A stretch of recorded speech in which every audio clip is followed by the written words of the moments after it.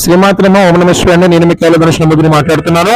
ఒక చిన్న రెమెడీ చెప్తానండి. ఈ రెమెడీ కనుక మీరు పాటించినట్లయితే కనుక అక్షరాల దేవాది దేవతలందరికీ కూడా పౌర్ణమి గడియల్లో, ఏకాదశి గడియల్లో కనుక మీరు ఉపవాసం ఉండినట్లయితే మీకు సంపూర్ణ ఆరోగ్యము, ఆయుష్, అభివృద్ధి, ధనప్రాప్తి కలుగుతుంది.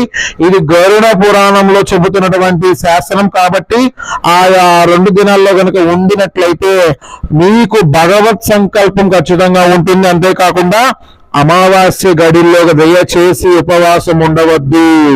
ఉపవాసం ఉన్నట్లయితే భూతాలకి, ప్రేతాలకి, పిశాచాలకి, యక్షినికి వీళ్ళందరికీ మీరు ఉపవాసం చేస్తున్నట్లు. కాబట్టి దెయ్యాలకు ఉపవాసం ఉంటుంది, దేవతలకు చేస్తేనే మనకి మహాభాగ్యం.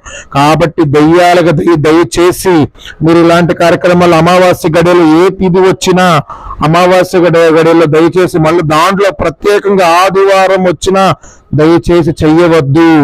అలాంటి అపకారం చేస్తే పిశాచాలకి మీరు ఉపవాసం చేసినట్లే, దెయ్యాలకి ఉపవాసం చేసినట్లే.